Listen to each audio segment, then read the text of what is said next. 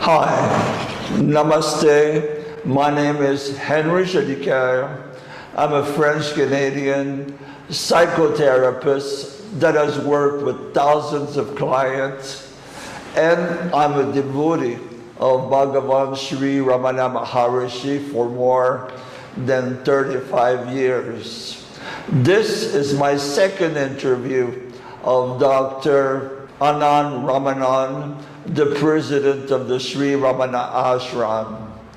Today, we will focus mainly talking about the core teaching of Bhagavan Sri Ramana Maharshi, which is the technique of vichara, self-inquiry, is preferred technique for self-realization.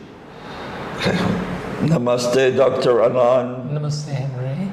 Thank you very much for giving me this interview. You're welcome. Today we will focus talking about the process of self-inquiry. It is my experience that there's a lot of confusion about what is the process of self-inquiry and how it should be practiced. Now I know that not only you have responsibility for this ashram, but your responsibility is also to keep the teaching of Bhagavan pure, truthful. So, doctor, what is self-inquiry? Excellent question, and that is the life quest that brings devotees from all walks of life to the ashram every day. And you call me the ashram president, but truly the only ashram president who's ever there is the living presence of our Sadguru, Sri Ramana Maharshi. I'm just like my great-grandfather, my grandfather, my honorable father before me. I'm just the first servant, and I'm here to serve the devotees.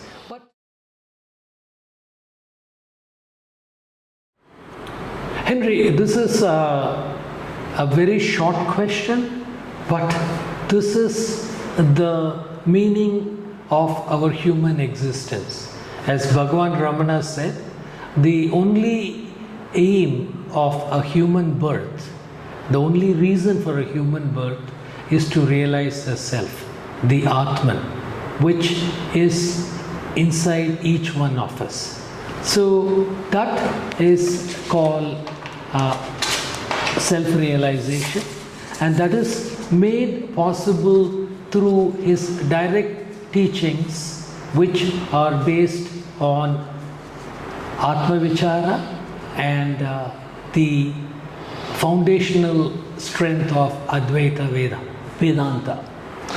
So before we talk more deeply about Vichara, we want to say that Bhagavan Ramana Maharshi respected all religious paths, and for certain person that came to him asking instruction, to them only he recommended the path of self-inquiry. Is that so? He would come down to the level of the devotee, to their foundational strengths or their fundamental beliefs. He would come down and take them up along with him, and finally he would lead them to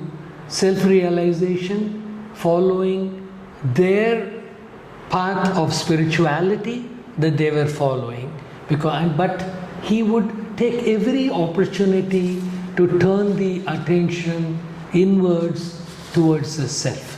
Henry, the foundation of self-realization is that each one of us is almost close to self-realization.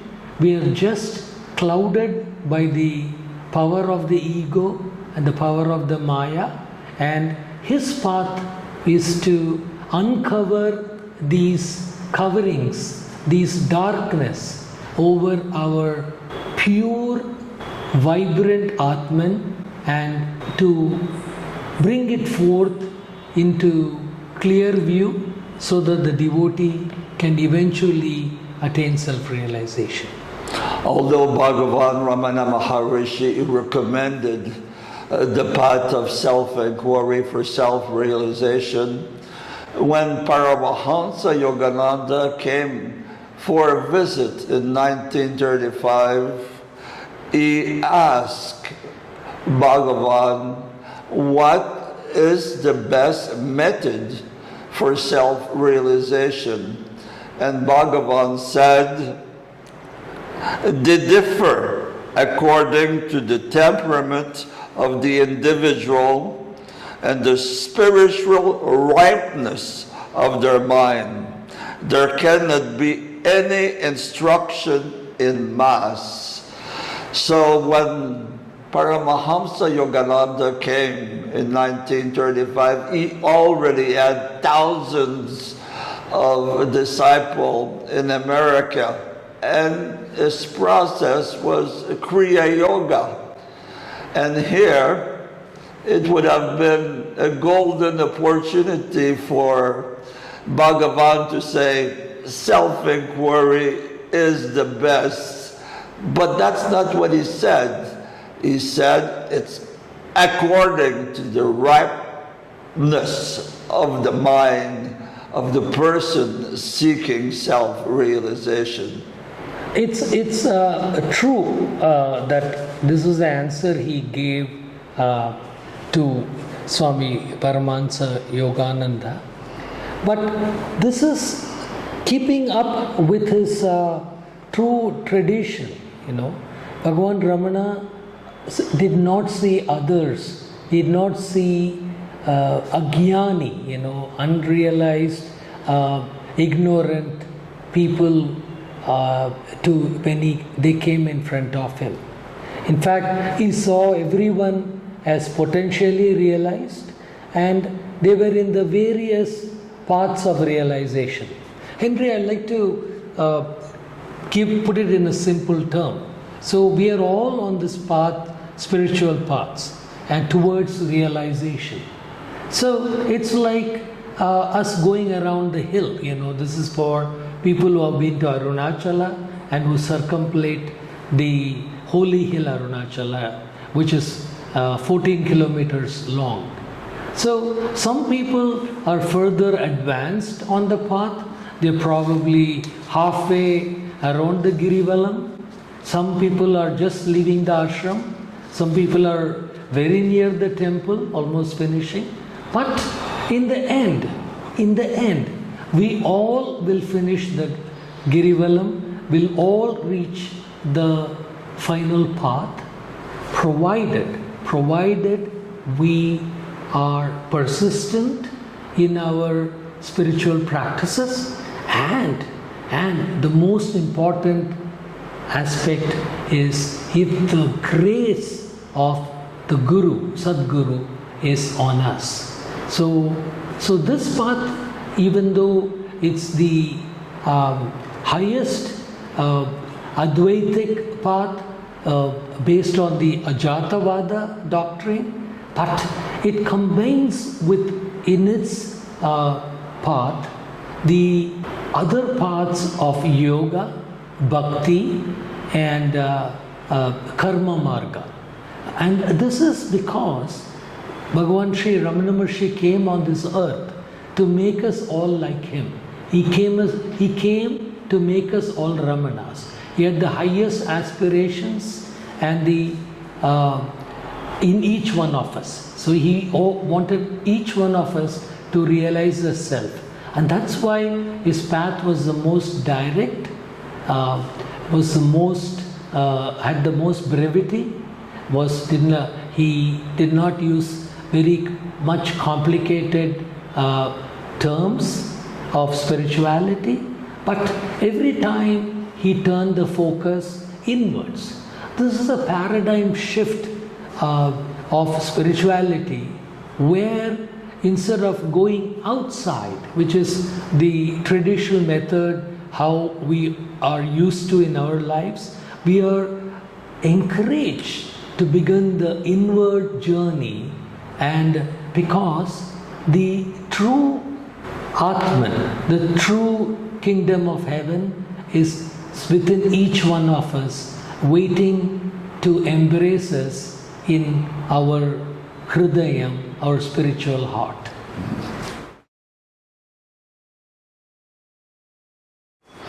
The first booklet written, produced by the Sri Ramana Ashram was called Who Am I? About questioning the I. Could you go deeper in explaining this theology of who am I? So, this is a sentinel work of Bhagavan Sri Ramana Maharshi, which was elicited by Sri Siva Prakasham Pillai when he was but a young youth of 21. But for Bhagavan, he was self-realized after the death experience in Madurai. So, Bhagavan, to quote Bhagavan, and forgive me if I read some of the passages. Bhagavan says, it is an inquiry, who am I? The thought, who am I, will destroy all other thoughts. And he uses a very Indian analogy. He uses it like it's the question, who am I, is like the stick which is used to stir the burning fire. You know, when Hindus are cremated on wood, you need the wood to stoke the fire so that it spreads all around. So this ensures that the fire is spread throughout, and once it achieves its goal, it itself in the end gets destroyed in the fire. And then there will arise self-realization. And Bhagavan continues to say that the mind is nothing but a bundle of thoughts. You know, in an average day, and this is not Bhagavan that I'm quoting a Western book, which says roughly we get 60,000 random thoughts a day. So, and what happens, the drama of our life is, we give life to these thoughts, we chase them, and then they drag us, they create a story of its own, and lo behold, a whole incident has happened where we gave life to that thought, and then the thought took us along and created a human drama. So what Bhagavan says is, to each thought, especially in the beginning stages of the self-inquiry, Bhagavan says, do not give life to these thoughts. Do not pursue them. But you should be aware, vigilant, and ask or inquire, to whom do these thoughts arise? Then it does not matter, while Bhagavan says, how many thoughts arise. As each thought arises, one should inquire with diligence, to whom has this thought arisen? The answer, obviously, would be to me. Then Bhagavan says, one should inquire, who am I? Who is this person who is experiencing these thoughts? Then the mind will go back to its source. The source where there are no thoughts, there is a pure awareness. And the thought that arose will become quiet. with repeated practice, Bhagavan says, he assures us, the mind will develop the skill to stay in its source. Now, in all the books, in the bookstore, there's the book of Arthur Osborne, The Path to Self-Knowledge. Arthur Osborne was in the presence of Ramana Maharshi from 1942 until Bhagavan's Mahasamadhi 1950, and then he stayed at the ashram and worked on the literature till 1964. So I think that Arthur Osborne knew what he was talking about when he wrote this. He said the instruction to do self-inquiry was to sit in meditation, asking the question, who am I? At the same time, focusing the attention on the heart, not the physical organ on the left side of the chest, but the spiritual heart on the right side. So Bhagavan Ramana Maharshi has explained that we have a spiritual heart on the right side. So this is the way I practice, Dr. Anand, and then you can tell me if I'm right or I'm wrong. Actually, self-inquiry should go on all day long. As we say, I this and I that, and I will and I do, and we should be aware of that I all day long. But for most of us neophyte, it's good to sit down in meditation, and that's what I do when I meditate in the process of vichara. I bring my attention to the right side. I've done it for so long now that it is like a spark of light right on the right side of my chest. And as the thought comes in, maybe I think I'm going to buy a car, I'm going to travel to Europe, I question that I. Who is that I that wants to do this and wants to do that?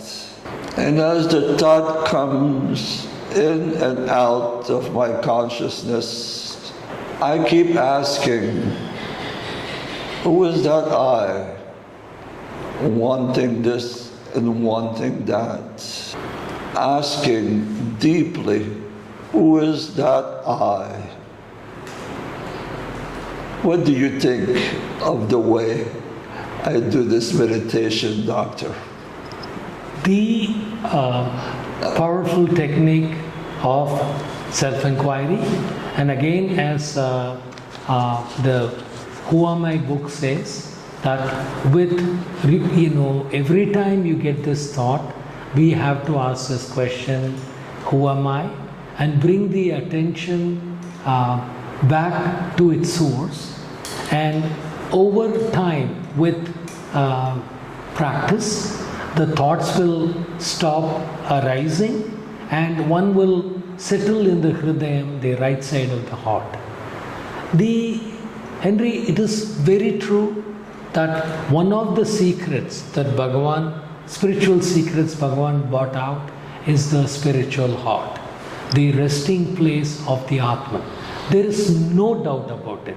That is the seat of immortality. That is the seat of the true pure awareness. That is where the Atman, which gives life to our existence, is located.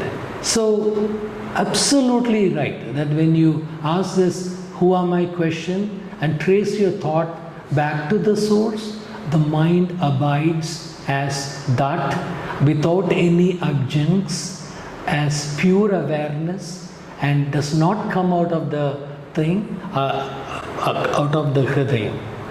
Now, Bhagavan also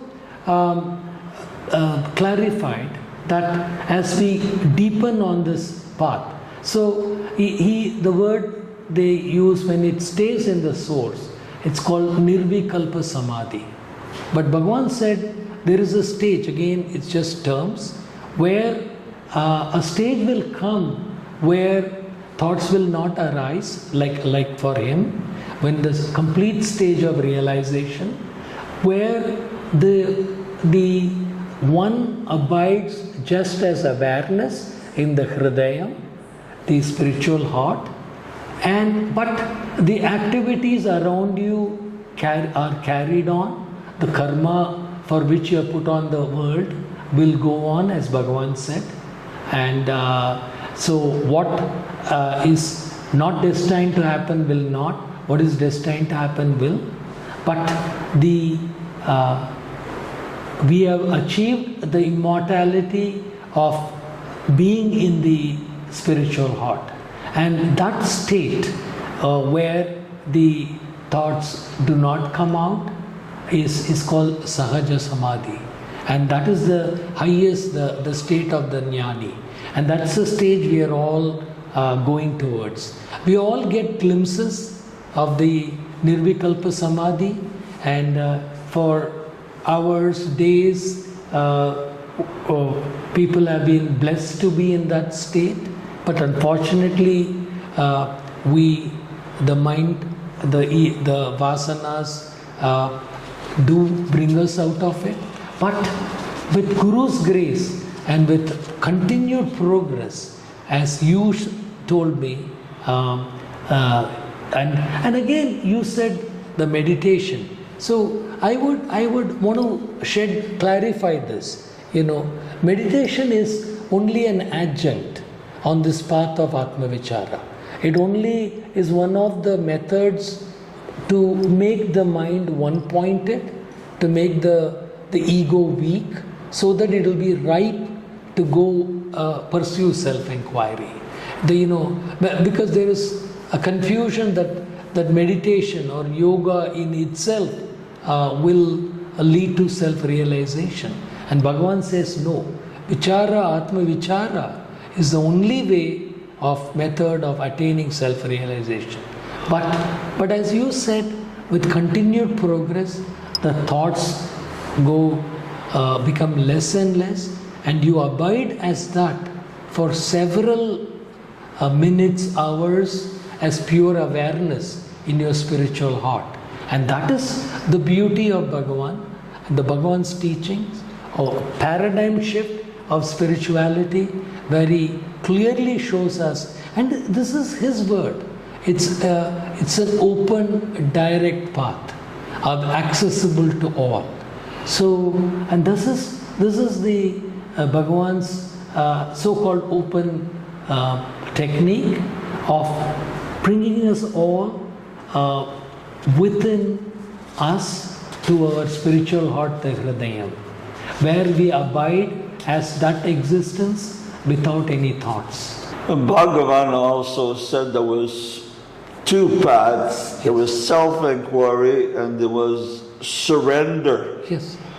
So could we talk about the process of surrender? As far as I'm concerned, you are also on a path of surrender, yes, because you serve, and whatever your father has done to this ashram, you are working to make it better, because you are a president for life. So part of your path is to surrender to Bhagavan. Is that so?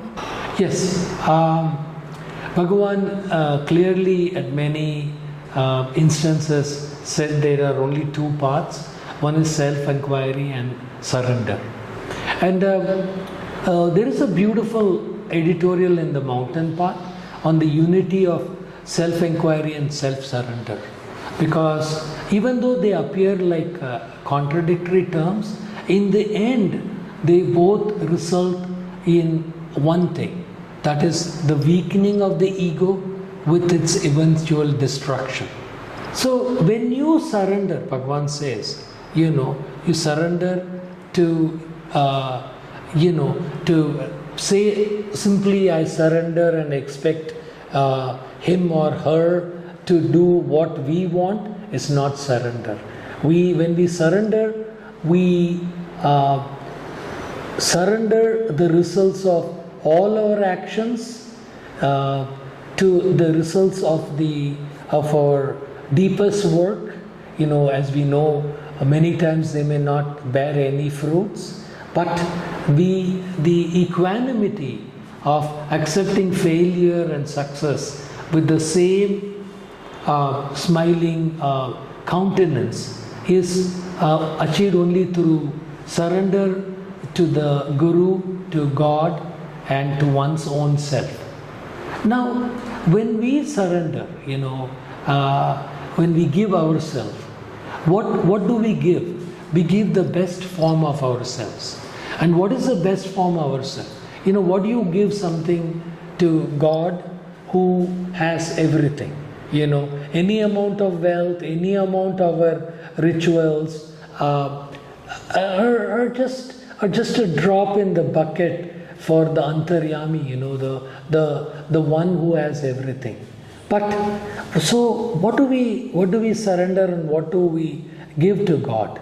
We give the best version of ourselves, where there is, with time, there is no ego. We give our purest source of ourself to God, and then say, here I am.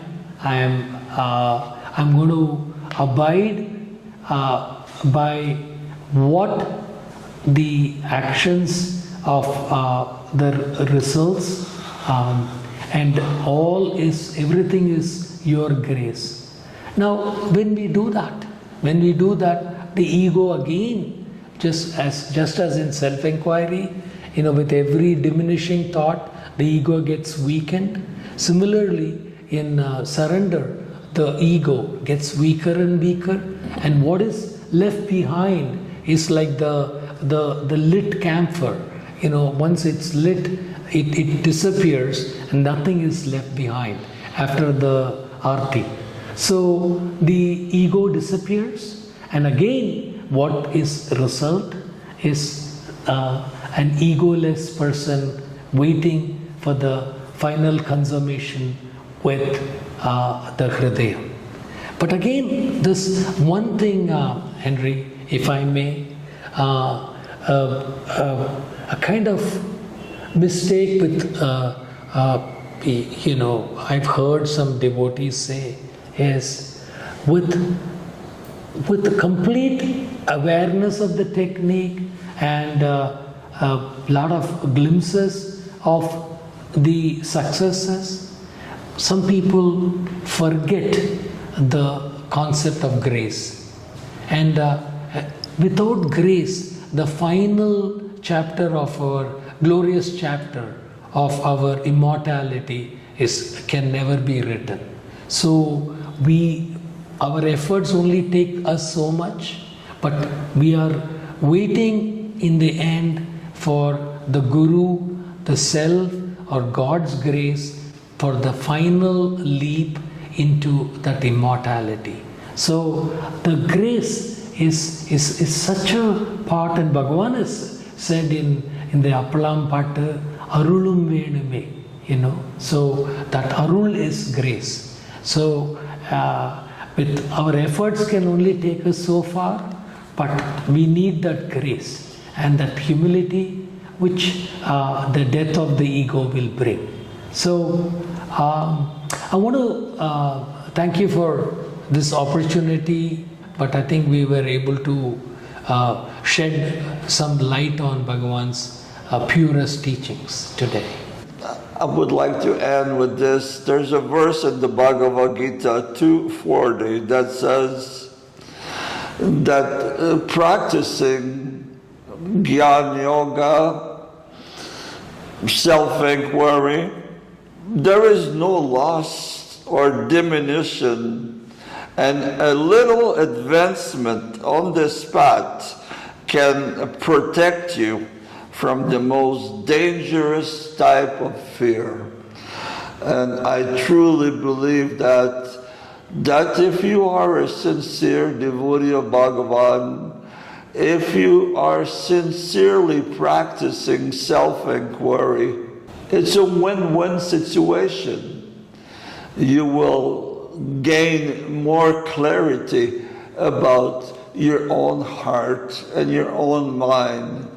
As you go on in life every day, you'll become much more aware of I this and I that, and possibly with practice you will not do anymore those I things that bring you problems in the past or damage your life or damage the life of others. So I think self-inquiry is extremely powerful to purify one's heart and one's mind. Thank you very much, Dr. Anand. Always a pleasure to talk to you. Thank you, Henry, and you are quite an ageless wonder, and I look forward to more such conversations with you. And I want to say that I have a lot of love and respect for you and your family. I think you're doing a wonderful job in taking care of this ashram and protecting the theology of Bhagavan Sri Ramana Maharshi. Thank you so much. Thank you. But a last final word, Bhagavan is the living God. His living presence is what runs this ashram. And more than me taking care of the ashram, is the ashram which is taking care of me. Om Namo Bhagavate Sri Ramanaya. Thank you. Acha. Bhagavan